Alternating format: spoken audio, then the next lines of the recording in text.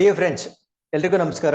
Welcome to ಜ್ಞಾನ ಗಂಗೋತ್ರಿ. ಇವತ್ತಿನ ಪ್ರಚಲಿತ ಘಟನೆಗಳನ್ನ ಡಿಸ್ಕಸ್ ಮಾಡೋದಕ್ಕಿಂತ ಮುಂಚೆ KS ಪರೀಕ್ಷೆಗೆ ಸಂಬಂಧಪಟ್ಟಂತೆ ಮಾಕ್ ಇಂಟರ್ವ್ಯೂಸ್ ಅನ್ನ ಜ್ಞಾನ ಗಂಗೋತ್ರಿ ಸಂಸ್ಥೆಯಿಂದ ಉಚಿತವಾಗಿ ಕಂಡಕ್ಟ್ ಮಾಡಲಾಗ್ತಾ ಇದೆ.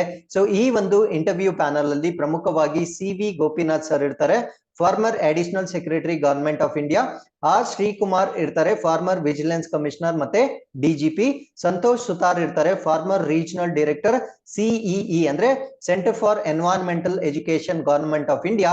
ಸೊ ಇವರ ಉಪಸ್ಥಿತಿಯಲ್ಲಿ ಜ್ಞಾನ ಗಂಗೋತ್ರಿ ಸಂಸ್ಥೆಯಿಂದ ಆಗಸ್ಟ್ 10 ಮತ್ತು 11ನೇ ತಾರೀಕು ಬೆಳಿಗ್ಗೆ 10 ಗಂಟೆಯಿಂದ 5 ಗಂಟೆಯವರೆಗೆ ಅಣಕು ಸಂದರ್ಶನಗಳನ್ನ ಕಂಡಕ್ಟ್ ಮಾಡಲಾಗುತ್ತೆ.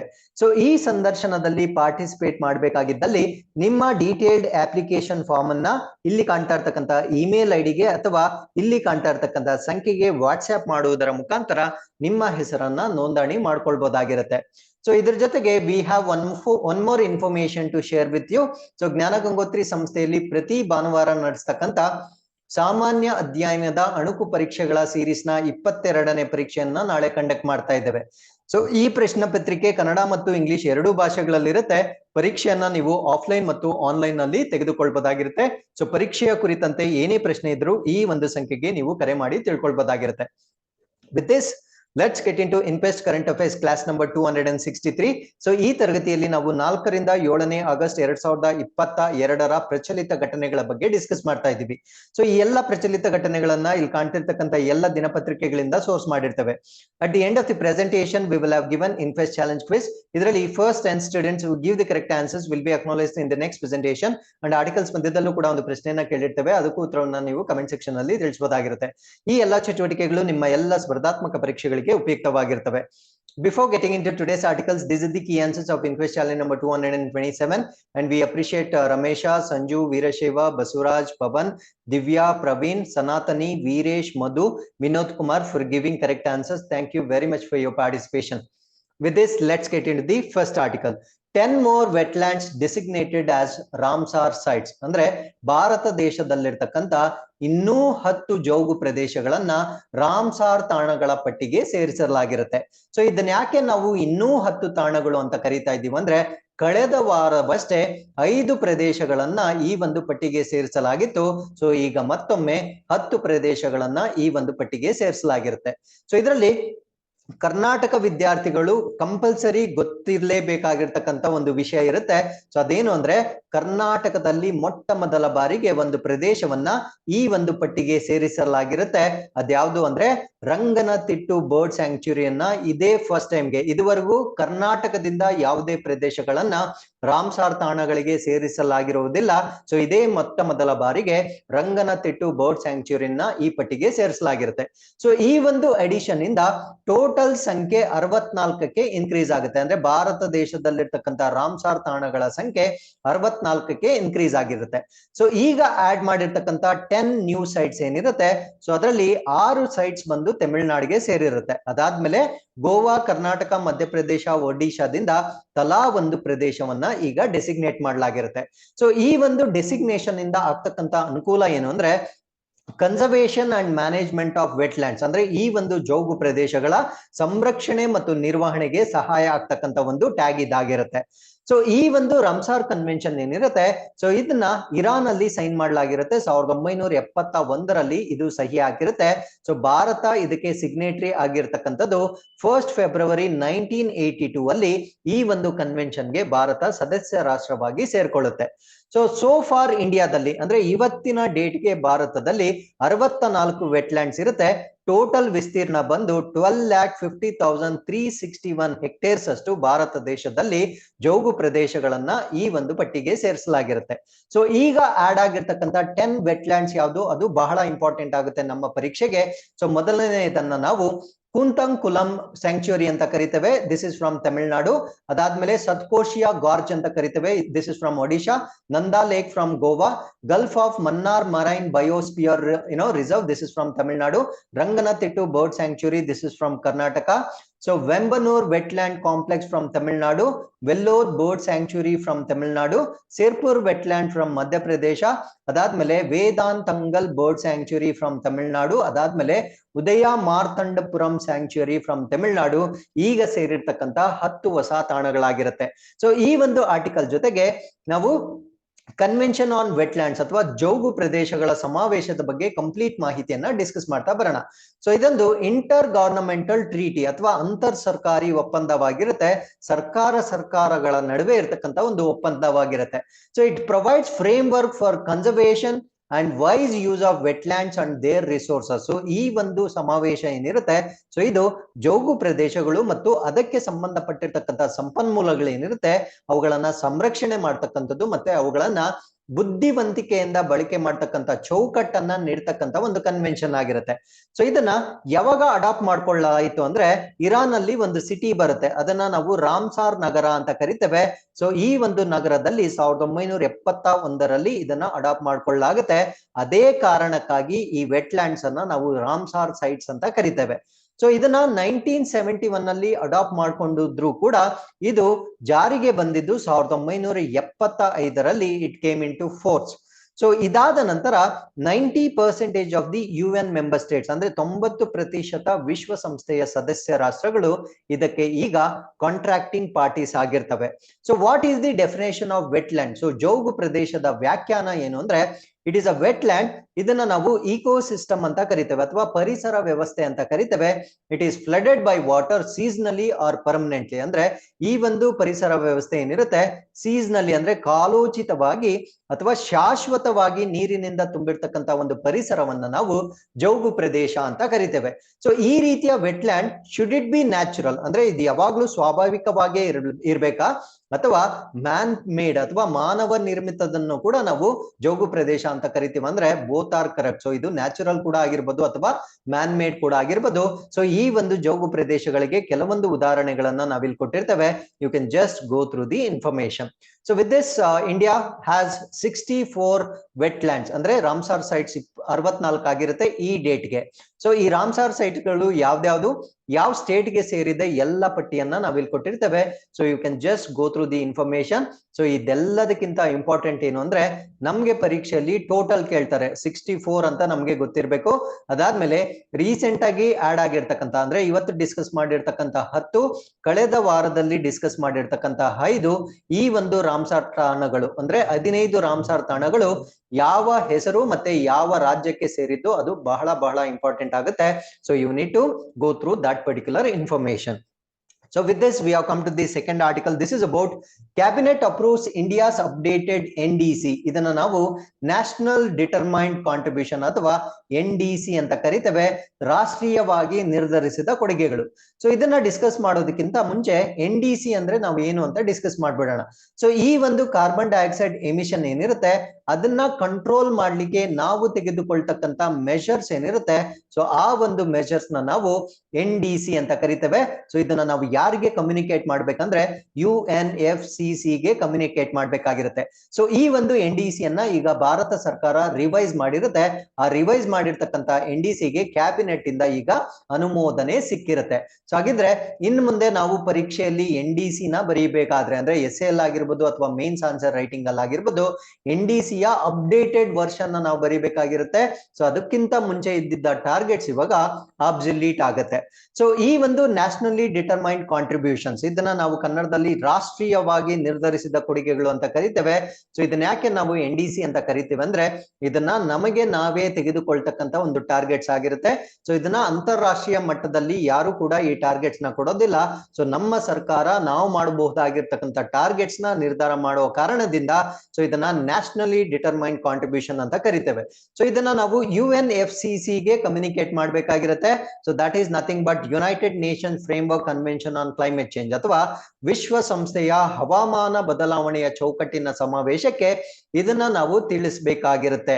ಸೊ ಈ ಒಂದು NDC ಇಂದ ಆಗ್ತಕ್ಕಂತ ಅನುಕೂಲಗಳೇನು ಅಂದ್ರೆ it is a global response to the threat of climate change. ಅಂದ್ರೆ ಈ ಒಂದು ಹವಾಮಾನ ಬದಲಾವಣೆಗೆ ಇಂದ ಆಗ್ತಕ್ಕಂತ ತೊಡಕೇನಿದೆ ಅದಕ್ಕೆ ನಾವು ಮಾಡ್ತಕ್ಕಂಥ ಒಂದು ಪ್ರತಿಕ್ರಿಯೆ ಅನುಗುಣವಾಗಿ ನಾವು NDC ಅನ್ನ ಅಂಗೀಕಾರ ಮಾಡಿರ್ತೇವೆ. ಸೊ ಈ ಒಂದು NDC ಅನ್ನ ನಾವು ಪ್ಯಾರಿಸ್ ಒಪ್ಪಂದದ ಅಡಿಯಲ್ಲಿ ಫ್ರೇಮ್ ಮಾಡ್ತಕ್ಕಂಥ ಒಂದು ಸಬ್ಜೆಕ್ಟ್ ಆಗಿರುತ್ತೆ. ಸೊ ಇದಕ್ಕಿಂತ ಮುಂಚೆ ಭಾರತ NDC ಅನ್ನ UNFCCC ಗೆ ಯಾವಾಗ ಸಬ್ಮಿಟ್ ಮಾಡಿತ್ತು ಅಂದ್ರೆ October 2, 2015 this is very very important. So October 2, 2015 ಅಲ್ಲಿ ಇದನ್ನ ಸಬ್ಮಿಟ್ ಮಾಡಿರುತ್ತೆ. ಸೊ 2015 ಅಲ್ಲಿ ಸಬ್ಮಿಟ್ ಮಾಡಿದಾಗ NDC ಯಲ್ಲಿ ಪ್ರಮುಖವಾಗಿ 8 ಗೋಲ್ಸ್ ಅಥವಾ 8 ಗುರಿಗಳನ್ನ ನಾವು ಹೊಂದಿದ್ವಿ. ಈ 8 ಗುರಿಗಳಲ್ಲಿ 3 ಗುರಿಗಳು ಬಹಳ ಬಹಳ ಇಂಪಾರ್ಟೆಂಟ್ ಆಗುತ್ತೆ. ಕಾರಣ ಏನು ಅಂದ್ರೆ ಇದಕ್ಕೆ ಟಾರ್ಗೆಟ್ ಡೇಟ್ ಬಂದು 2030 ಆಗಿರುತ್ತೆ. ಅಂದ್ರೆ ಈ 3 ಟಾರ್ಗೆಟ್ಸ್ ಅನ್ನ ನಾವು ಅಚೀವ್ ಮಾಡ್ಲಿಕ್ಕೆ 2030 ವೇಳೆಗೆ ನಾವು ಅಚೀವ್ ಮಾಡ್ಬೇಕಾಗಿರುತ್ತೆ.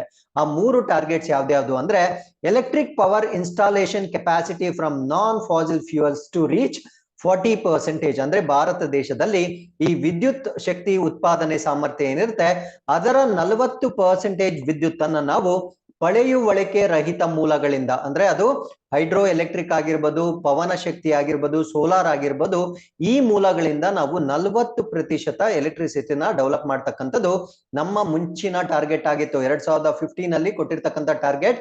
ಸೊ ಇದು ಈಗ ರಿವೈಸ್ ಆಗಿರುತ್ತೆ. This is very very important. Revise ಆಗಿರೋದನ್ನ ನಾನು ನೆಕ್ಸ್ಟ್ ಸ್ಲೈಡ್ ಅಲ್ಲಿ ಹೇಳ್ತಾ ಬರ್ತೇನೆ.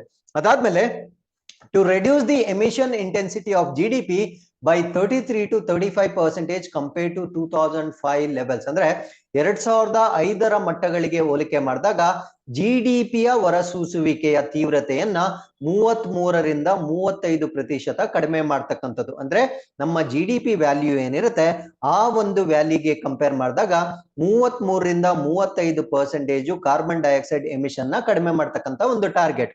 So this is also by 2030 ಅಷ್ಟೊತ್ತಿಗೆ ನಾವು ಅಚೀವ್ ಮಾಡ್ಬೇಕಾಗಿರುತ್ತೆ. ಸೊ ಅದಾದ್ಮೇಲೆ ಅಡಿಷನಲ್ ಕಾರ್ಬನ್ ಸಿಂಕ್ ಅಂದ್ರೆ ಹೆಚ್ಚುವರಿ ಕಾರ್ಬನ್ ಸಿಂಕ್ ಗಳನ್ನ ರಚನೆ ಮಾಡ್ತಕ್ಕಂಥದ್ದು. What you mean by additional carbon sink? For example, ಇವಾಗ ಎಲ್ಲಾದ್ರೂ ಫಾರೆಸ್ಟ್ ಇದ್ರೆ ಆ ಒಂದು ಕಾಡನ್ನ ನಾವು ಕಾರ್ಬನ್ ಸಿಂಕ್ ಅಂತ ಕರಿತೇವೆ. ಕಾರಣ ಏನು ಅಂದ್ರೆ ಅದು ಕಾರ್ಬನ್ ಡೈಆಕ್ಸೈಡ್ ನ ಹೀರ್ಕೊಳ್ಳುತ್ತೆ. ಸೊ ಈಗಿರೋ ಫಾರೆಸ್ಟ್ ಅನ್ನ ಹೊರತುಪಡಿಸಿ ಅಡಿಷನಲ್ ಹೆಚ್ಚುವರಿಯಾಗಿ ಕಾರ್ಬನ್ ಸಿಂಕ್ ಅನ್ನ ಡೆವಲಪ್ ಮಾಡ್ತಕ್ಕಂಥದ್ದು. ಎಷ್ಟು ಹೆಚ್ಚುವರಿ ಅಂದ್ರೆ 2.5 to 3 billion tons of carbon dioxide ನ ಹೀರ್ಕೊಳ್ತಕ್ಕಂತ ಹೆಚ್ಚುವರಿ ಕಾರ್ಬನ್ ಸಿಂಕ್ ಅನ್ನ ನಾವು 2030 ಅಷ್ಟೊತ್ತಿಗೆ ಡೆವಲಪ್ ಮಾಡ್ತಕ್ಕಂತ ಒಂದು NDC ಅನ್ನ ನಾವು 2015 ಅಲ್ಲಿ ಸಬ್ಮಿಟ್ ಮಾಡಿರ್ತೇವೆ. ಸೊ ಇವಾಗ ಇದರಲ್ಲಿ ಕೆಲವೊಂದು ಮಾಡಿಫಿಕೇಶನ್ಸ್ ಆಗಿರುತ್ತೆ. ಆ ಅಪ್ಡೇಟೆಡ್ NDC ಅಲ್ಲಿ ಏನಿರುತ್ತೆ ಅಂದ್ರೆ emission intensity of GDP by 45% by 2030. So ಮುಂಚೆ ಎಷ್ಟಿತ್ತು? 33ರಿಂದ 35% GDP ಗೆ ಹೋಲಿಕೆ ಮಾಡಿದ್ರೆ ನಾವು ಕಾರ್ಬನ್ ಎಮಿಷನ್ ನ ಕಟ್ ಡೌನ್ ಮಾಡ್ಬೇಕು ಅಂತ ಇತ್ತು. ಸೊ ಇದು ಇವಾಗ 45% ಗೆ ಇನ್ಕ್ರೀಸ್ ಮಾಡ್ಕೊಂಡಿರ್ತಾರೆ. ಅದಾದ್ಮೇಲೆ ನವೀಕರಿಸಬಹುದಾದ ಇಂಧನ ಮೂಲದಿಂದ ನಾವು 40% ಎನರ್ಜಿನ ಡೆವಲಪ್ ಮಾಡಬೇಕು ಅಂತ ಮುಂಚೆ ಟಾರ್ಗೆಟ್ ಇತ್ತು. ಸೊ ಅದನ್ನ ಇವಾಗ 50% ಗೆ ಇನ್ಕ್ರೀಸ್ ಮಾಡ್ಕೊಂಡಿರುತ್ತೆ. ಸೊ ಇವೆಲ್ಲ ಪಾಯಿಂಟ್ಸ್ ನಮ್ಮ essay ರೈಟಿಂಗ್ ಗೆ ಕಂಪಲ್ಸರಿ ನಾವು ಅಪ್ಡೇಟೆಡ್ ಇನ್ಫಾರ್ಮೇಶನ್ ನ ಬರಿಬೇಕಾಗಿರುತ್ತೆ. ಸೊ ಅದಾದ್ಮೇಲೆ ಈ ಒಂದು COP26 ಅಂದ್ರೆ UNFCCC ಗೆ ಸಂಬಂಧಪಟ್ಟಂತೆ ಪ್ರತಿ ವರ್ಷ ನಡೀತಕ್ಕಂತ ಒಂದು ಸಭೆಗಳನ್ನ ನಾವು ಕಾನ್ಫರೆನ್ಸಸ್ ಆಫ್ ಪಾರ್ಟೀಸ್ ಅಂತ ಕರಿತೇವೆ. ಕಳೆದ ಡಿಸೆಂಬರ್ ನಲ್ಲಿ ಯುನೈಟೆಡ್ ಕಿಂಗ್ಡಮ್ ನ ಗ್ಲಾಸ್ಗೋದಲ್ಲಿ ಈ ರೀತಿಯ ಒಂದು ಸಭೆ ನಡೆದಿತ್ತು. ಈ ಸಭೆಯಲ್ಲಿ ಭಾರತ ದೇಶದಿಂದ ಪಂಚಾಮೃತ ಅಂತಕ್ಕಂತ ಒಂದು 5 ಟಾರ್ಗೆಟ್ಸ್ ಅನ್ನ ನಾವು ಸಬ್ಮಿಟ್ ಮಾಡಿದ್ವಿ. ಸೊ ಈ 5 ಟಾರ್ಗೆಟ್ಸ್ ಬೇರೆ ಆಗುತ್ತೆ. ನಾನು ಇಷ್ಟೊತ್ತು ಡಿಸ್ಕಸ್ ಮಾಡಿದ NDC ನೇ ಬೇರೆ ಆಗಿರುತ್ತೆ. ಆ 5 ಟಾರ್ಗೆಟ್ಸ್ ಅಥವಾ ಪಂಚಾಮೃತ ಯಾವ್ದ್ಯಾವ್ದು ಅಂದ್ರೆ increase it's non fossil fuel energy by 500 gigawatts. ಅಂದ್ರೆ 2030 ವೇಳೆಗೆ 500 gigawatts ಅಷ್ಟು ಪಳಿಬಳಕೆ ರಹಿತ ಇಂಧನವನ್ನ ಉತ್ಪಾದನೆ ಮಾಡ್ತಕ್ಕಂಥದ್ದು. ಅದಾದ್ಮೇಲೆ 50% of energy requirements from renewable energy, ಅಂದ್ರೆ 50% ರಿನ್ಯೂಬಲ್ ಎನರ್ಜಿಯನ್ನ ನಾವು ಡೆವಲಪ್ ಮಾಡ್ತಕ್ಕಂಥದ್ದು. ಅದಾದ್ಮೇಲೆ total projected carbon emission by 1 billion tons by 2030. ಅಂದ್ರೆ 2030 ಅಷ್ಟೊತ್ತಿಗೆ 1 billion tons ಅಷ್ಟು ಕಾರ್ಬನ್ ಡೈಆಕ್ಸೈಡ್ ರಿಲೀಸ್ ನ ಕಂಟ್ರೋಲ್ ಮಾಡ್ತಕ್ಕಂಥದ್ದು. ಅದಾದ್ಮೇಲೆ carbon intensity of it's economy by 45% reduce ಮಾಡ್ತಕ್ಕಂಥದ್ದು. ಮತ್ತೆ 2070 ಗೆ ನೆಟ್ ಝೀರೋನ ಅಚೀವ್ ಮಾಡ್ತಕ್ಕಂಥದ್ದು. ಸೊ ಭಾರತ ಹೇಗೆ ಈ ರೀತಿಯ ಟಾರ್ಗೆಟ್ಸ್ ಅನ್ನ ಕೊಟ್ಟಿರುತ್ತೆ, ಬೇರೆ ದೇಶಗಳು ಕೂಡ ಇದೇ ರೀತಿಯ ಟಾರ್ಗೆಟ್ಸ್ ಅನ್ನ ಕೊಡುತ್ತೆ. ಅದರಲ್ಲಿ ಪ್ರಮುಖವಾಗಿ ಚೈನಾ ಬಗ್ಗೆ ನಾವು ಡಿಸ್ಕಸ್ ಮಾಡೋದಾದ್ರೆ ನೆಟ್ ಝೀರೋನ ಅಚೀವ್ ಮಾಡ್ಲಿಕ್ಕೆ ಅವರು ತೆಗೆದುಕೊಂಡಿರ್ತಕ್ಕಂಥ ಡೇಟ್ 2060 ಆಗಿರುತ್ತೆ. ಸೊ ಯುನೈಟೆಡ್ ಸ್ಟೇಟ್ಸ್ ಬಂದು 2050 ಗೆ ನೆಟ್ ಝೀರೋನ ಅಚೀವ್ ಮಾಡ್ತಕ್ಕಂಥ ಒಂದು ಟಾರ್ಗೆಟ್ ಅನ್ನ ಇಟ್ಕೊಂಡಿರ್ತಾರೆ. ಸೊ ಇವೆಲ್ಲ ಬೇರೆ ಬೇರೆ ದೇಶಗಳು ಕೊಟ್ಟಿರ್ತಕ್ಕಂಥ ಟಾರ್ಗೆಟ್ಸ್ ಆಗಿರುತ್ತೆ. ಸೊ NDC ನೇ ಬೇರೆ ಆಗಿರುತ್ತೆ, ಮತ್ತೆ ಪಂಚಾಮೃತ ಬೇರೆ ಆಗಿರುತ್ತೆ. ಸೊ ಇವೆರಡನ್ನು ನೀವು ಬೇರೆ ಬೇರೆ ಹೆಡಿಂಗ್ಸ್ ಅಲ್ಲಿ ಡಿಸ್ಕಸ್ ಮಾಡ್ಬೇಕಾಗಿರುತ್ತೆ. So with this we are come to the third article. This is about wildlife protection bill gets approval from Lok Sabha. So ವನ್ಯಜೀವಿ ಸಂರಕ್ಷಣಾ ಮಸೂದೆ ಏನಿತ್ತು, ಈ ಒಂದು ಮಸೂದೆಗೆ ಲೋಕಸಭೆಯಲ್ಲಿ ಈಗ ಅನುಮೋದನೆ ಸಿಕ್ಕಿರುತ್ತೆ. ಇದ್ರ ಬಗ್ಗೆ ನಾವು ಕಂಪ್ಲೀಟ್. ಸೊ ಹಾಗಿದ್ರೆ ಈಗ ಈ ಒಂದು ಬಿಲ್ ಅಲ್ಲಿ ಆಗಿರ್ತಕ್ಕಂಥ ತಿದ್ದುಪಡಿ ಏನು? ಸೊ ಈ ತಿದ್ದುಪಡಿ ಏನು ಅಂದ್ರೆ, it is to make the Indian laws compatible with CITES. So CITES ಅಂತಕ್ಕಂಥ ಒಂದು ಸಿಸ್ಟಮ್ ಇರುತ್ತೆ, ಇದೊಂದು ಇಂಟರ್ ಗವರ್ನಮೆಂಟಲ್ ಸಿಸ್ಟಮ್ ಆಗಿರುತ್ತೆ ಅಥವಾ ಇಂಟರ್ನ್ಯಾಷನಲ್ ಸಿಸ್ಟಮ್ ಆಗಿರುತ್ತೆ. ಸೊ ಈ ಸೈಟ್ಸ್ ಅಲ್ಲಿ ಬರ್ತಕ್ಕಂಥ ಕಾನೂನುಗಳೇನಿರುತ್ತೆ, ಆ ಒಂದು ಕಾನೂನುಗಳೊಂದಿಗೆ ಭಾರತ ರಾಷ್ಟ್ರದ ವನ್ಯಜೀವಿ ರಕ್ಷಣೆ ಕಾಯ್ದೆಯನ್ನ ಮ್ಯಾಚ್ ಮಾಡ್ಲಿಕ್ಕೆ ಕೆಲವೊಂದು ತಿದ್ದುಪಡಿಗಳನ್ನ ಈಗ ಅನುಮೋದನೆ ಸಿಕ್ಕಿರುತ್ತೆ. So what is the full form of CITES? CITES ಅಂದ್ರೆ convention on international trade in endangered species of wild fauna and flora ಅಂತ ಕರಿತೀವಿ. ಅಂದ್ರೆ ಈ ಅಳಿವಿನಂಚಿನಲ್ಲಿರ್ತಕ್ಕಂಥ ಪ್ರಾಣಿಗಳು ಅಥವಾ ಸಸ್ಯಗಳು ಅಥವಾ ಯಾವುದೇ ಪ್ರಭೇದಗಳಿಗೆ ಸಂಬಂಧಪಟ್ಟಂತೆ ಅಂತಾರಾಷ್ಟ್ರೀಯ ವ್ಯಾಪಾರ ಸಮಾವೇಶವನ್ನ ನಾವು ಸೈಟ್ಸ್ ಅಂತ ಕರಿತೇವೆ. ಅಂದ್ರೆ ಈ ಒಂದು ಅಳಿವಿನಂಚಿನಲ್ಲಿ ಇರ್ತಕ್ಕಂಥ ಅದು ಪ್ರಾಣಿ ಆಗಿರ್ಬೋದು ಅಥವಾ ಸಸ್ಯ ಆಗಿರ್ಬೋದು, ಅದನ್ನ ಅಂತಾರಾಷ್ಟ್ರೀಯ ಮಟ್ಟದಲ್ಲಿ ವ್ಯಾಪಾರ ಮಾಡ್ತಕ್ಕಂಥ ಒಂದು ನಿಬಂಧನೆಗಳನ್ನ ನಾವು ಸೈಟ್ಸ್ ಅಂತ ಕರಿತೇವೆ. ಸೊ ಇದರಲ್ಲಿ ಪ್ರಮುಖವಾಗಿ 3 ಅಪೆಂಡೈಸಸ್ ಅಥವಾ ಅನುಸೂಚಿಗಳು ಬರುತ್ತೆ. ಆ ಅಪೆಂಡೈಸಸ್ ಯಾವುದು ಅನ್ನೋದು ನಮ್ಮ ಪರೀಕ್ಷೆಗೆ ಇಂಪಾರ್ಟೆಂಟ್ ಆಗಿರುತ್ತೆ. ಸೊ ಈ ಸೈಟ್ಸ್ ಅಂತಕ್ಕಂಥದ್ದನ್ನ ಎಲ್ಲಿ ಸೈನ್ ಮಾಡಲಾಗಿರುತ್ತೆ ಅಂದ್ರೆ ವಾಷಿಂಗ್ಟನ್ ಡಿ.ಸಿ ಅಲ್ಲಿ ಇದಕ್ಕೆ ಸಹಿಯನ್ನ ಮಾಡಲಾಗಿರುತ್ತೆ. ಸೊ ಯಾವ ವರ್ಷದಲ್ಲಿ ಅಂದ್ರೆ 1973 ಅಲ್ಲಿ ಇದಕ್ಕೆ ಸಹಿಯನ್ನ ಮಾಡ್ಲಾಕಿರುತ್ತೆ. ಸೊ ಹಾಗಿದ್ರೆ ಈ ಒಂದು ಆರ್ಟಿಕಲ್ ಅಲ್ಲಿ ನಾವು ಸೈಟ್ಸ್ ಬಗ್ಗೆ ಕಂಪ್ಲೀಟ್ ಆಗಿ ಡಿಸ್ಕಸ್ ಮಾಡ್ತಾ ಬರೋಣ. ವೈಲ್ಡ್ ಲೈಫ್ ಪ್ರೊಟೆಕ್ಷನ್ ಆಕ್ಟ್ ಬಗ್ಗೆ ನಾನು ಆಲ್ರೆಡಿ ವಿಡಿಯೋನ ಮಾಡಿರ್ತೇನೆ. ಸೊ ಅದರ ಲಿಂಕ್ ಅನ್ನ ನಾನು ಕಮೆಂಟ್ ಸೆಕ್ಷನ್ ಅಲ್ಲಿ ಕೊಟ್ಟಿರ್ತೇನೆ. You can just go through the information. So ಈ ಒಂದು ವಿಡಿಯೋದಲ್ಲಿ ನಾನು ಸೈಟ್ಸ್ ಬಗ್ಗೆ ಕಂಪ್ಲೀಟ್ ಆಗಿ ಡಿಸ್ಕಸ್ ಮಾಡ್ತಾ ಬರ್ತೀನಿ. ಸೊ ಸೈಟ್ಸ್ ಅನ್ನ ಇನ್ನೊಂದು ಹೆಸರು ಕೂಡ ಇರುತ್ತೆ, ಇದನ್ನ ನಾವು ವಾಷಿಂಗ್ಟನ್ ಕನ್ವೆನ್ಷನ್ ಅಂತ ಕೂಡ ಕರಿತೇವೆ. So it is a multilateral treaty to protect endangered plants and animals. So ಇದು ಅಳಿವಿನಂಚಿನಲ್ಲಿರ್ತಕ್ಕಂಥ ಸಸ್ಯಗಳಾಗಿರ್ಬೋದು ಅಥವಾ ಪ್ರಾಣಿಗಳಾಗಿರ್ಬೋದು, ಅದನ್ನ ರಕ್ಷಣೆ ಮಾಡ್ಲಿಕ್ಕೆ ಮಾಡಿರ್ತಕ್ಕಂಥ ಒಂದು ಬಹುಪಕ್ಷೀಯ ಒಪ್ಪಂದವಾಗಿರುತ್ತೆ. ಸೊ ಇದು ಡ್ರಾಫ್ಟ್ ಆಗಿರತಕ್ಕಂಥದ್ದು IUCN ಬಗ್ಗೆ ಒಂದು ಕಾನ್ಫರೆನ್ಸ್ ನಡೀತಾ ಇರುತ್ತೆ. IUCN ನಾವು international union for conservation of nature ಅಂತ ಕರಿತೇವೆ. ಸೊ ಅದರ ಸದಸ್ಯರ ಸಭೆಯಲ್ಲಿ ಈ ಒಂದು ಸೈಟ್ಸ್ ಅನ್ನ 1966ರಲ್ಲಿ ಅದಕ್ಕೆ ಬೇಕಾಗಿರ್ತಕ್ಕಂಥ ಡ್ರಾಫ್ಟ್ ಅಥವಾ ಕರಡ್ ಅನ್ನ ರಚನೆ ಮಾಡಲಾಗಿರುತ್ತೆ. So as I told you before, CITES ಅಲ್ಲಿ 3 ಅನುಬಂಧಗಳು ಅಥವಾ ಅಪೆಂಡೈಸಸ್ ಬರುತ್ತೆ. ಸೊ ಇದರಲ್ಲಿ ಫಸ್ಟ್ ಅಪೆಂಡಿಕ್ಸ್ ಅಥವಾ ಅನುಬಂಧ 1 ಏನು ಅಂದ್ರೆ, it talks about threatened with extinction and or may be affected by trade. So ಇದರಲ್ಲಿ ಸರಿಸುಮಾರು 1200 ಜಾತಿಗಳನ್ನ ನಾವು ನೋಡ್ಬೋದಾಗಿರುತ್ತೆ. ಸೊ ಇವೆಲ್ಲ ಅಳಿವಿನಂಚಿನಲ್ಲಿರ್ತಕ್ಕಂಥ ಜಾತಿಗಳಾಗಿರ್ತವೆ ಅಥವಾ ಇವುಗಳ ವ್ಯಾಪಾರ ಅವುಗಳ ಅಸ್ತಿತ್ವಕ್ಕೆ ತೊಡಕನ್ನುಂಟು ಮಾಡ್ತಕ್ಕಂಥ ಒಂದು ಜಾತಿಗಳಾಗಿರುತ್ತೆ. ಸೊ ಈ ಜಾತಿಗಳ commercial trade is illegal. So ಇವುಗಳನ್ನ ನಾವು ವಾಣಿಜ್ಯವಾಗಿ ವ್ಯಾಪಾರ ಮಾಡ್ತಕ್ಕಂಥದ್ದು ಕಾನೂನು ಬಾಹಿರವಾಗಿರುತ್ತೆ. ಅಂದ್ರೆ ಸಿಂಪಲ್ ಟರ್ಮ್ಸ್ ಅಲ್ಲಿ ಹೇಳೋದಾದ್ರೆ, ಅನುಬಂಧ 1ರಲ್ಲಿರ್ತಕ್ಕಂಥ ಯಾವುದೇ ಪ್ರಾಣಿ ಪಕ್ಷಿ ಅಥವಾ ಪ್ರಭೇದವನ್ನ ವಾಣಿಜ್ಯವಾಗಿ ವ್ಯಾಪಾರ ಮಾಡ್ತಕ್ಕಂಥದ್ದು ಸೈಟ್ಸ್ ನ ಪ್ರಕಾರ ಕಾನೂನು ಬಾಹಿರವಾಗಿರುತ್ತೆ. ಸೊ ಇದೇ ರೀತಿಯ ಅನುಬಂಧಗಳೇನಿರುತ್ತೆ, ಸೊ ಇದ್ರ ಬಗ್ಗೆ ಮ್ಯಾಚ್ ಮಾಡ್ಕೊಳ್ಳಿಕ್ಕೆ ಇವಾಗ ವೈಲ್ಡ್ ಲೈಫ್ ಪ್ರೊಟೆಕ್ಷನ್ ಆಕ್ಟ್ ಏನಿರುತ್ತೆ ಅಂದ್ರೆ ನಮ್ಮ ವನ್ಯಜೀವಿ ಸಂರಕ್ಷಣಾ ಕಾಯ್ದೆ ಏನಿರುತ್ತೆ, ಸೊ ಅದಕ್ಕೆ ತಿದ್ದುಪಡಿಗಳನ್ನ ಮಾಡಿ ಇದ್ರ ಜೊತೆ ಮ್ಯಾಚ್ ಮಾಡಿರ್ತಾರೆ. ಸೊ ಅನುಬಂಧ 1ರಲ್ಲಿ ಬರ್ತಕ್ಕಂಥ ಕೆಲವೊಂದು ಪ್ರಭೇದಗಳನ್ನ ನಾವಿಲ್ಲಿ ಎಕ್ಸಾಂಪಲ್ಸ್ ಕೊಟ್ಟಿರ್ತೇವೆ. This is just for your information, you can go through it. So ಅದಾದ್ಮೇಲೆ ಅಪೆಂಡಿಕ್ಸ್ 2 ಅಥವಾ ಅನುಬಂಧ 2ರ ಬಗ್ಗೆ ನಾವು ಡಿಸ್ಕಸ್ ಮಾಡೋದಾದ್ರೆ, they are not necessarily threatened with extinction. ಅಂದ್ರೆ ಇದರಲ್ಲಿ ಬರ್ತಕ್ಕಂಥ ಪ್ರಭೇದಗಳು ಅಳಿವಿನ ಅಪಾಯವನ್ನು ಹೊಂದಿರದ ಜಾತಿಗಳಾಗಿರುತ್ತೆ.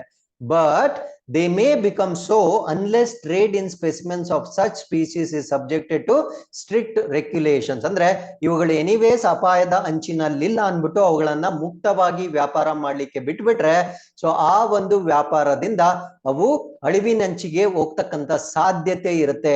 ಆ ರೀತಿಯ 21,000 ಜಾತಿಗಳನ್ನ ಅನುಬಂಧ 2ರಲ್ಲಿ ಸೈಟ್ಸ್ ನ ಮಟ್ಟಿಗೆ ಸೇರಿಸಲಾಗಿರುತ್ತೆ. ಸೊ ಅದರಲ್ಲಿ ಕೆಲವೊಂದು ಉದಾಹರಣೆಗಳನ್ನ ನಾವಿಲ್ಲಿ ಕೊಟ್ಟಿರ್ತೇವೆ. You can just go through the information. So ಅದಾದ್ಮೇಲೆ ಕೊನೆಯ ಒಂದು ಅಪೆಂಡಿಕ್ಸ್ ಅಥವಾ ಅನುಬಂಧ 3ಅನ್ನ ನಾವು ನೋಡೋದಾದ್ರೆ, these are listed after one member country as asked other sides parties for assistance in controlling trade in species. ಅಂದ್ರೆ ಅನುಬಂಧ 3ರಲ್ಲಿ ಬರ್ತಕ್ಕಂಥ ಜಾತಿಗಳು ಯಾವ್ದು ಅಂದ್ರೆ, ಇವಾಗ ಸೈಟ್ಸ್ ಅಲ್ಲಿ ಒಂದು ರಾಷ್ಟ್ರ ಇರುತ್ತೆ. ಆ ಒಂದು ಸದಸ್ಯ ರಾಷ್ಟ್ರ ಇನ್ನೊಂದು ಸದಸ್ಯ ರಾಷ್ಟ್ರದ ಒಂದು ಸಹಕಾರವನ್ನ ಕೋರುತ್ತೆ.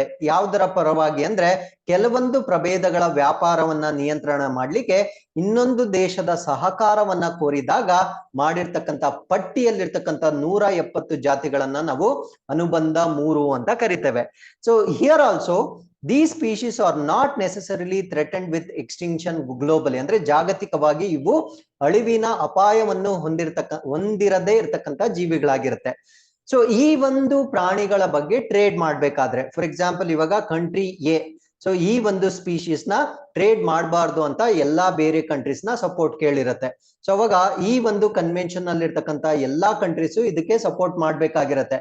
ಸಪೋಸ್ ಇದ್ರ ಬಗ್ಗೆ ಟ್ರೇಡ್ ಮಾಡ್ಬೇಕಾಗಿದ್ರೆ ವಾಟ್ ಈಸ್ ದಿ ಕಂಡೀಷನ್? ಆ ಕಂಡೀಷನ್ ಏನು ಅಂದ್ರೆ all the member countries they can trade only permitted with an appropriate export permit. ಅಂದ್ರೆ ಈ ಜಾತಿಗಳನ್ನ ವ್ಯಾಪಾರ ಮಾಡ್ಬೇಕಾಗಿದ್ರೆ ಸೊ ಅವರು ಪರವಾನಿಗೆಯನ್ನ ಅಂದ್ರೆ ರಫ್ತು ಪರವಾನಿಗೆಯನ್ನ ಕಂಪಲ್ಸರಿ ಕೊಡಬೇಕಾಗಿರುತ್ತೆ.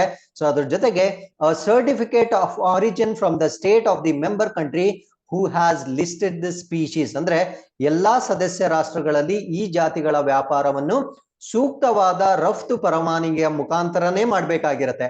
ಅದಾದ್ಮೇಲೆ ಈ ಜಾತಿಗಳನ್ನ ಪಟ್ಟಿ ಮಾಡಿರ್ತಕ್ಕಂಥ ಸದಸ್ಯ ರಾಷ್ಟ್ರ ಏನಿರುತ್ತೆ ಅಂದ್ರೆ ಇದನ್ನ ಯಾರು ಈ ಲಿಸ್ಟ್ಗೆ ಸೇರಿಸ್ಬೇಕಂತ ಪ್ರಪೋಸ್ ಮಾಡಿರ್ತಾರೆ ಆ ಒಂದು ಸದಸ್ಯ ರಾಷ್ಟ್ರದ ಮೂಲಕ ಪ್ರಮಾಣ ಪತ್ರವನ್ನ ಪಡೆದುಕೊಂಡು, ಇದು ರಾಜ್ಯ ಅಲ್ಲ, ಸೊ ರಾಷ್ಟ್ರದ ಮುಖಾಂತರ ಆ ಪ್ರಮಾಣ ಪತ್ರವನ್ನ ಪಡೆದುಕೊಂಡು ಮಾತ್ರ ಆ ಜಾತಿಗಳನ್ನ ಟ್ರೇಡ್ ಮಾಡ್ಲಿಕ್ಕೆ ಅವಕಾಶ ಇರುತ್ತೆ. ಸೊ ಇದನ್ನ ನಾವು ಅಪೆಂಡಿಕ್ಸ್ 3 ಅಂತ ಕರೀತೇವೆ. So with this we have come to the 4th article. This is about RBI's financial inclusion index. ಅಂದ್ರೆ RBI ನ ಹಣಕಾಸು ಸೇರ್ಪಡೆ ಸೂಚ್ಯಾಂಕ. What do you mean by financial inclusion? Very simple.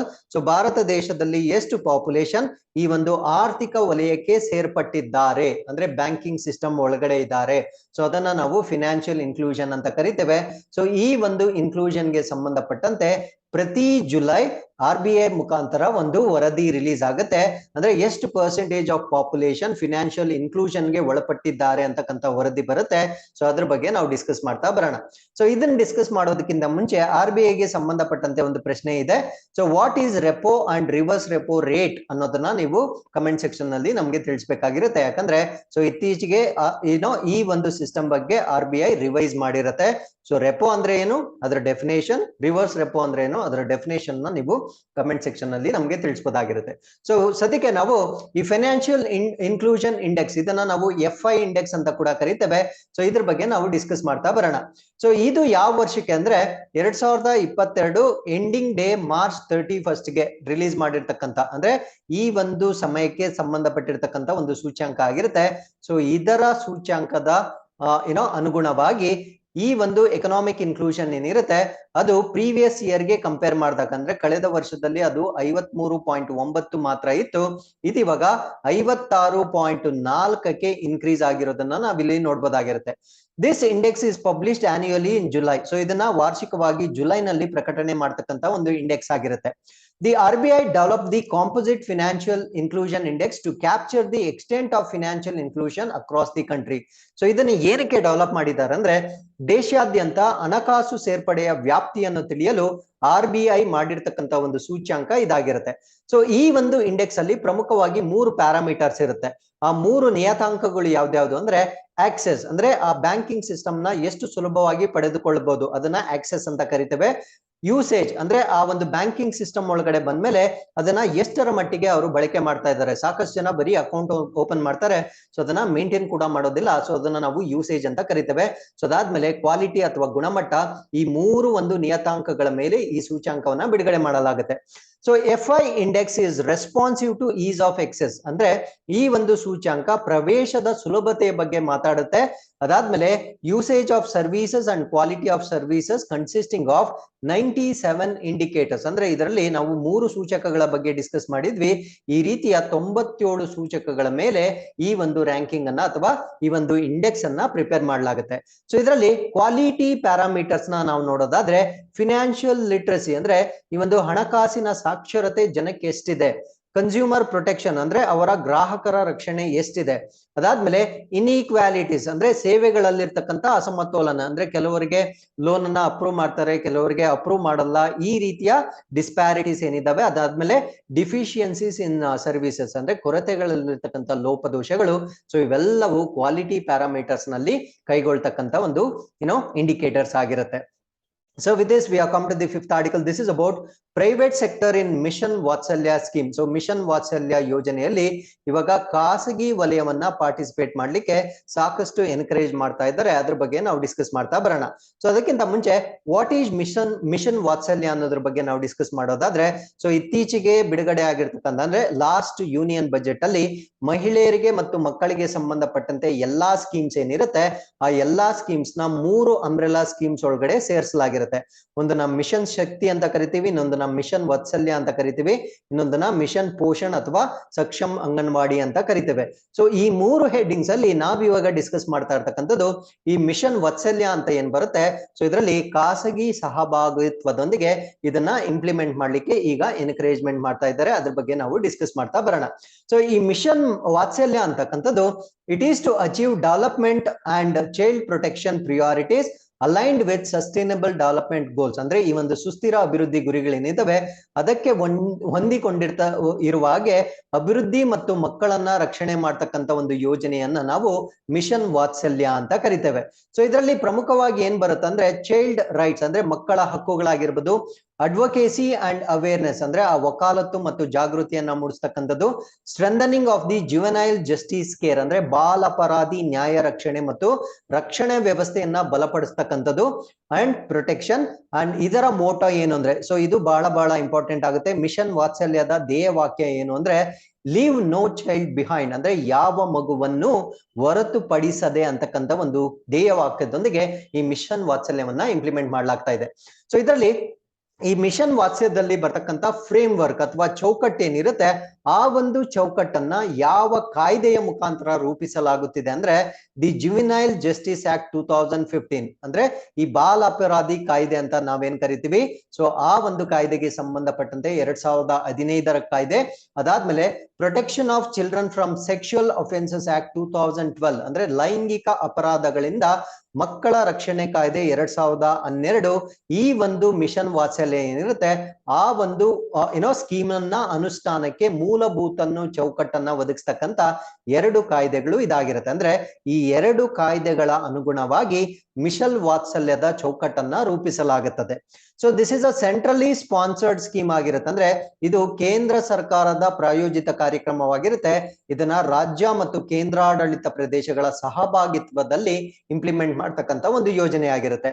So ಇದರಲ್ಲಿ they give support to children through non-institutional care under private aided sponsorship. So ಇದನ್ನ ಪ್ರಮುಖವಾಗಿ ಖಾಸಗಿ ನೆರವಿನ ಪ್ರಾಯೋಜಕತ್ವದ ಅಡಿಯಲ್ಲಿ ಸಾಂಸ್ಥಿಕವಲ್ಲದ ಆರೈಕೆ ಮುಖಾಂತರ ಮಕ್ಕಳನ್ನ ಬೆಂಬಲ ಮಾಡಲಾಗುತ್ತೆ. ಅಂದ್ರೆ there is no particular institution ಅಂದ್ರೆ ಮಕ್ಕಳನ್ನ ಪ್ರೊಟೆಕ್ಟ್ ಮಾಡ್ಲಿಕ್ಕೆ ಇದೇ ಸ್ಥಳಕ್ಕೆ ತೆಗೆದುಕೊಂಡು ಬಂದು ಅವ್ರನ್ನ ಪ್ರೊಟೆಕ್ಟ್ ಮಾಡ್ತಕ್ಕಂಥ ಒಂದು ಅವಶ್ಯಕತೆ ಇಲ್ಲ. ಇದನ್ನ ಡಿಸೆಂಟ್ರಲೈಸ್ ಮಾಡಿರ್ತಾರೆ.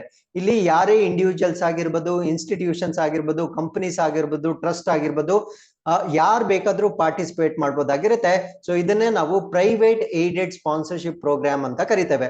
So this can provide assistant to children in different circumstances ಅಂದ್ರೆ ಬೇರೆ ಬೇರೆ ಕಷ್ಟಕರ ಸಂದರ್ಭಗಳಲ್ಲಿ ಮಕ್ಕಳಿಗೆ ಸಹಾಯವನ್ನ ನೀಡಬಹುದಾಗಿರ್ತಕ್ಕಂಥ ಒಂದು ಖಾಸಗಿ ನೆರವಿನ ಒಂದು ಯೋಜನೆ ಇದಾಗಿರುತ್ತೆ.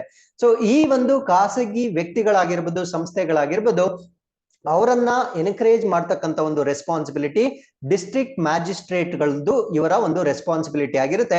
ಸೊ ಖಾಸಗಿ ಸಹಭಾಗಿತ್ವವನ್ನ ಪ್ರೋತ್ಸಾಹ ಮಾಡ್ತಕ್ಕಂಥದ್ದು ಇವರ ಒಂದು ರೆಸ್ಪಾನ್ಸಿಬಿಲಿಟಿ ಆಗಿರುತ್ತೆ.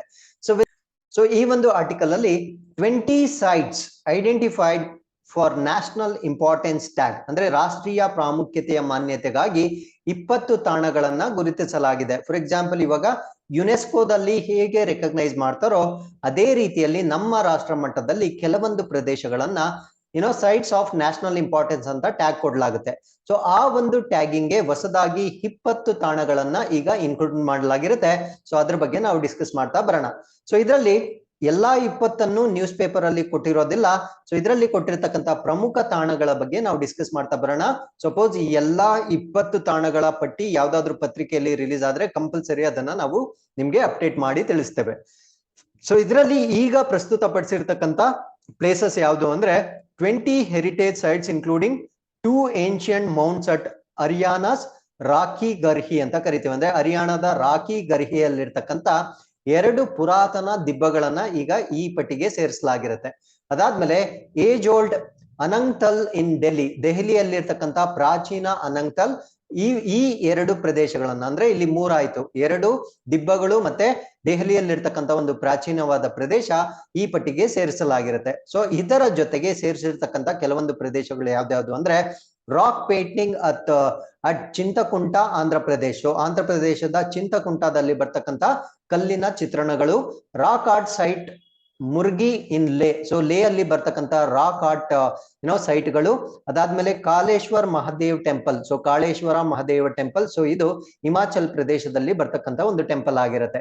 ಸೊ ಈ ಒಂದು ಆರ್ಟಿಕಲ್ ಜೊತೆಗೆ ಇನ್ನೂ ಕೆಲವೊಂದು ಪ್ರದೇಶಗಳನ್ನ ಅಂದ್ರೆ 7 ಮೋಲ್ಡ್ಸ್ ಸ್ಕ್ಯಾಟರ್ಡ್ ಅರೌಂಡ್ 2 ವಿಲೇಜಸ್, ಅಂದ್ರೆ 2 ವಿಲೇಜ್ಗಳ ಸುತ್ತು ಇರ್ತಕ್ಕಂಥ 2 ಹಳ್ಳಿಗಳ ಸುತ್ತು ಇರ್ತಕ್ಕಂಥ ಕೆಲವೊಂದು ದಿಬ್ಬಗಳು.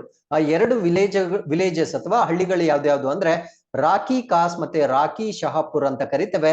ಸೊ ಇವು ಹರಿಯಾಣದ ಹಿಸಾರ್ ಡಿಸ್ಟ್ರಿಕ್ಟ್ ನಲ್ಲಿ ಬರ್ತಕ್ಕಂಥ ಒಂದು ದಿಬ್ಬಗಳಾಗಿರುತ್ತೆ. So they are part of Harappan era Rakhi Garhi archaeological sites. ಇವು ಹರಪ್ಪನ ಯುಗದಲ್ಲಿ ಬರ್ತಕ್ಕಂಥ ರಾಖಿ ಗರ್ಹಿಯ ಪುರಾತನ ತಾಣಗಳ ಭಾಗವಾಗಿರ್ತಕ್ಕಂಥ ದಿಬ್ಬಗಳಾಗಿರುತ್ತೆ. ಸೊ ಅದಾದ್ಮೇಲೆ 3 monuments have been identified to be declared as monuments of national importance in Mizoram. So ಇದರ ಜೊತೆಗೆ ಮಿಜೋರಾಂ ನಲ್ಲಿರ್ತಕ್ಕಂಥ ಕೆಲವು 3 ಸ್ಮಾರಕಗಳನ್ನ ಕೂಡ ಈ ಒಂದು ಪಟ್ಟಿಗೆ ಸೇರಿಸಲಿಕ್ಕೆ ಈಗ ಗುರುತನ್ನ ಮಾಡಲಾಗಿರುತ್ತೆ. ಸೊ ಈ ಆರ್ಟಿಕಲ್ ಅಲ್ಲಿ ನಾವು ರಾಖಿ ಗರ್ಹಿ ಬಗ್ಗೆ ತಿಳ್ಕೊಳ್ಳೋದಾದ್ರೆ it is the largest Harappan site in the Indian subcontinent, ಅಂದ್ರೆ ಭಾರತದ ಉಪಖಂಡದಲ್ಲಿಯೇ ಅತಿ ದೊಡ್ಡ ಹರಪ್ಪನ್ ತಾಣವನ್ನ ನಾವು ರಾಖಿ ಗರ್ಹಿ ಅಂತ ಕರಿತೇವೆ. Other large sites of Indus valley civilisation ಯಾವ್ದ್ಯಾವ್ದು ಅಂದ್ರೆ ಈ ಒಂದು other sites of Indus valley civilisation in India sub continent ಯಾವ್ದ್ಯಾವ್ದು ಅಂದ್ರೆ ಸೊ ಒಂದು ಹರಪ್ಪ. ಸೊ ಇದ್ರ ಜೊತೆಗೆ ಅಂದ್ರೆ ರಾಖಿ ಗರ್ಹಿ ಬಂದು ಬಿಗ್ಗೆಸ್ಟ್ ಆಗಿರುತ್ತೆ. ಇದರ ಜೊತೆಗೆ ಇಂಡಸ್ ವ್ಯಾಲಿ ಸಿವಿಲೈಸೇಷನ್ ಗೆ ಸಂಬಂಧಪಟ್ಟಂತೆ ಭಾರತದಲ್ಲಿ ಇರ್ತಕ್ಕಂಥ ಕೆಲವೊಂದು ತಾಣಗಳನ್ನ ನಾವು ನೋಡೋದಾದ್ರೆ ಸೊ ಒಂದು ಹರಪ್ಪ ಆಗಿರುತ್ತೆ. ಸೊ ಅದಾದ್ಮೇಲೆ ಈ ಒಂದು ಮೆಹಂಜೋದಾರೋ ಮತ್ತೆ ಗನ್ವೇರಿ ಲಾಲ್ ಇನ್ ಪಾಕಿಸ್ತಾನ. ಸೊ ಭಾರತದ ಉಪಖಂಡದಲ್ಲಿ ಸಿಂಧೂ ಕಣಿವೆ ನಾಗರಿಕತೆ, ಇದನ್ನ ನಾವು ಹರಪ್ಪ ನಾಗರಿಕತೆ ಅಂತ ಕರಿತೇವೆ. ಸೊ ಅದಾದ್ಮೇಲೆ ಹರಪ್ಪ ಪಾಕಿಸ್ತಾನ್, ಅದಾದ್ಮೇಲೆ ಮೆಹಂಜೋದಾರೋ ಮತ್ತು ಗನ್ವೇರಿ ವಾಲಾ ಮತ್ತು ಭಾರತದ ಧೋಲಾವೀರ ಬಂದು ಗುಜರಾತ್ ಅಲ್ಲಿ ಇರುತ್ತೆ. ಸೊ ಇವು ಕೂಡ largest sites of Indus valley civilisation. So Indian sub continent ಅಲ್ಲಿ ಹರಪ್ಪ ಮೆಹಂಜೋದಾರೋ ಅಂತ ಕರಿತೇವೆ. ಅದಾದ್ಮೇಲೆ ಗನ್ವೇರಿ ಲಾಲಾ ಇನ್ ಪಾಕಿಸ್ತಾನ್ ಮತ್ತೆ ಡೋಲಾವೀರಾ ಇನ್ ಗುಜರಾತ್ ಆಗಿರುತ್ತೆ. So these sites are excavated by Amarendranath of ASI, ಅಂದ್ರೆ ಅಮರೇಂದ್ರನಾಥ್ ರವರು ಈ ಸ್ಥಳಗಳನ್ನ ಉತ್ಖನನವನ್ನ ಕೈಗೊಂಡಿರ್ತಾರೆ. ಸೊ ಅದರ್ ಸಚ್ ಸೈಟ್ಸ್ ಅಂದ್ರೆ ಇದೇ ರೀತಿಯ ಕೆಲವೊಂದು ತಾಣಗಳನ್ನ ನಾವು ನೋಡೋದಾದ್ರೆ ಹಸ್ತಿನಾಪುರ್ ಇನ್ ಉತ್ತರ ಪ್ರದೇಶ್, ಶಿವಸಾಗರ್ ಇನ್ ಅಸ್ಸಾಂ, ಧೋಲಾವೀರಾ ಇನ್ ಗುಜರಾತ್ ಮತ್ತೆ ಆದಿಚನಲ್ಲೂರ್ ಇನ್ ತಮಿಳುನಾಡು ಇದೇ ರೀತಿಯ ತಾಣಗಳಿಗೆ ಕೆಲವೊಂದು ಉದಾಹರಣೆಗಳಾಗಿರುತ್ತೆ. So with this we have come to the 7th article. This is about Hamari Dharohar scheme. So Hamari Dharohar scheme ಯಾವುದಕ್ಕೆ ಸಂಬಂಧಪಟ್ಟಿತ್ತು ಅನ್ನೋದ್ರ ಬಗ್ಗೆ ಡಿಸ್ಕಸ್ ಮಾಡ್ತಾ ಬರೋಣ. So this is to preserve rich heritage of minority communities in India. ಭಾರತದ ಅಲ್ಪಸಂಖ್ಯಾತ ಸಮುದಾಯಗಳ ಶ್ರೀಮಂತ ಪರಂಪರೆಯನ್ನ ರಕ್ಷಿಸಲು ಮಾಡಿರ್ತಕ್ಕಂಥ ಒಂದು ಯೋಜನೆಯನ್ನ ನಾವು ಹಮಾರಿ ಧರೋಹರ್ ಅಂತ ಕರಿತೇವೆ. ಸೊ ಈ ಪಾಯಿಂಟ್ ವೆರಿ ವೆರಿ ಇಂಪಾರ್ಟೆಂಟ್. ಅಂದ್ರೆ ಮೈನಾರಿಟಿ ಕಮ್ಯುನಿಟೀಸ್, ಅಲ್ಪಸಂಖ್ಯಾತ ಸಮುದಾಯಗಳಿಗೆ ಸೇರಿರ್ತಕ್ಕಂಥ ಪರಂಪರೆಗಳನ್ನ ರಕ್ಷಣೆ ಮಾಡ್ತಕ್ಕಂಥ ಒಂದು ಯೋಜನೆ ಇದಾಗಿರುತ್ತೆ. ಸೊ ಈ ಒಂದನೇ ಯೋಜನೆಗಳ ಪ್ರಕಾರ ಈ ಮೈನಾರಿಟಿಗೆ ಸಂಬಂಧಪಟ್ಟಂತೆ ಯಾವುದೇ ಒಂದು ಕಲ್ಚರ್ಗೆ ಸಂಬಂಧಪಟ್ಟಂತೆ ಕ್ಯೂರೇಟಿಂಗ್ ಎಕ್ಸಿಬಿಷನ್ಸ್ ಅಂದ್ರೆ ಪ್ರದರ್ಶನಗಳನ್ನ ಏರ್ಪಡಿಸುವುದರ ಮುಖಾಂತರ ಪ್ರಿಸರ್ವೇಷನ್ ಆಫ್ ಲಿಟರೇಚರ್ ಅಂದ್ರೆ ಅವರ ಒಂದು ಸಾಹಿತ್ಯ ದಾಖಲೆಗಳನ್ನ ರಕ್ಷಣೆ ಮಾಡ್ತಕ್ಕಂಥದ್ದು ಈ ಒಂದು ಯೋಜನೆಯ ಪ್ರಮುಖ ಗುರಿಯಾಗಿರುತ್ತೆ. So with this we have come to the 8th article. This is about 146th birth anniversary of Pingali Venkayya. So Pingali ವೆಂಕಯ್ಯನವರ 146ನೇ ಜನ್ಮ ಜಯಂತಿ ಬಗ್ಗೆ ಡಿಸ್ಕಸ್ ಮಾಡ್ತಾ ಇದೀವಿ. ಸೊ ಇವರ ಜನನ 2ನೇ ಆಗಸ್ಟ್ 1876ರಲ್ಲಿ ಆಗಿರುತ್ತೆ. ನಿಧನ 1963 ಅಲ್ಲಿ ಆಗಿರುತ್ತೆ. ಸೊ August 2, 2022 ಈ ಒಂದು ದಿನಾಂಕ ಅವರ 146ನೇ ಜನ್ಮ ದಿನಾಂಕವಾಗಿರುತ್ತೆ. So Pingali Venkayya is the designer of the Indian national flag, ಅಂದ್ರೆ ಭಾರತೀಯ ರಾಷ್ಟ್ರ ಧ್ವಜದ ವಿನ್ಯಾಸಕಾರರನ್ನ ನಾವು ಪಿಂಗಲಿ ವೆಂಕಯ್ಯ ಅಂತ ಕರಿತೇವೆ. ಸೊ ಈ ಒಂದು ಕಾರಣದಿಂದ ಇವರಿಗೆ ಸಂಬಂಧಪಟ್ಟಂತೆ ಒಂದು ಸ್ಟ್ಯಾಂಪ್ ಅನ್ನ ಬಿಡುಗಡೆ ಮಾಡಲಾಗುತ್ತೆ. ಎಲ್ಲಿ ಬಿಡುಗಡೆ ಮಾಡಲಾಗುತ್ತೆ ಅಂದ್ರೆ ತಿರಂಗ ಉತ್ಸವ ಅಂತ ಮಾಡ್ತಾ ಇದ್ದಾರೆ. ಅಂದ್ರೆ ಆಜಾದಿ ಕಾ ಅಮೃತ್ ಮಹೋತ್ಸವನ ಸಲುವಾಗಿ ತಿರಂಗ ಉತ್ಸವ ಕಾರ್ಯಕ್ರಮದಲ್ಲಿ ಈ ಒಂದು ಅಂಚೆ ಚೀಟಿಯನ್ನ ಬಿಡುಗಡೆ ಮಾಡಲಾಗುತ್ತೆ. ಸೊ ಈ ಒಂದು ಇವೆಂಟ್ ನ ಸಲುವಾಗಿ ಒರಿಜಿನಲ್ ಫ್ಲಾಗ್ ಏನಿರುತ್ತೆ, ಅಂದ್ರೆ ಪಿಂಗಲಿ ವೆಂಕಯ್ಯನವರು ಮಾಡಿರ್ತಕ್ಕಂಥ ಮೂಲ ವಿನ್ಯಾಸ ಏನಿರುತ್ತೆ ಅದನ್ನು ಕೂಡ ಇಲ್ಲಿ ಡಿಸ್ಪ್ಲೇ ಮಾಡಲಾಗುತ್ತೆ. The current flag is the modification version of the first design of the flag. So ಈಗ ನಾವು ಯೂಸ್ ಮಾಡ್ತಾ ಇರ್ತಕ್ಕಂಥ ಪ್ರಸ್ತುತ ಧ್ವಜ ಏನಿರುತ್ತೆ ಇದು ಮೊದಲ ವಿನ್ಯಾಸವಾಗಿರ್ತಕ್ಕಂಥ ಧ್ವಜದ ಮಾರ್ಪಟ್ಟ ಆವೃತ್ತಿ ಆಗಿರುತ್ತೆ. So Venkaya was born on August 2, 1876. So this I have already told you. Place ಬಗ್ಗೆ ಡಿಸ್ಕಸ್ ಮಾಡೋದಾದ್ರೆ ಆಂಧ್ರ ಪ್ರದೇಶದ ಮಚಿಲಿಪಟ್ನಂ ಪಟ್ಟಣದಲ್ಲಿ ಇವರ ಜನನ ಆಗಿರುತ್ತೆ. ಆ ಒಂದು ಪಟ್ಟಣದ ಬಳಿ ಇವರ ಜನನ ಆಗಿರುತ್ತೆ. ಸೊ ಈ was a freedom fighter and follower of Gandhian principle. So ಇವರು ಸ್ವತಂತ್ರ ಹೋರಾಟಗಾರರಾಗಿರ್ತಾರೆ ಮತ್ತು ಗಾಂಧಿ ತತ್ವಗಳ ಅನುಯಾಯಿ ಆಗಿರ್ತಾರೆ. ಸೊ ಇಲ್ಲಿಗೆ ಇವತ್ತಿನ ಎಲ್ಲಾ ಪ್ರಚಲಿತ ಘಟನೆಗಳು ಕಂಪ್ಲೀಟ್ ಆಗಿರುತ್ತೆ. With this we have come to inquest challenge number 228. You can just pause the video, go through the questions and give us the answers. Once again, I'll meet you tomorrow with tomorrow's current affairs. Till then, keep reading, be safe. Thank you very much for watching this.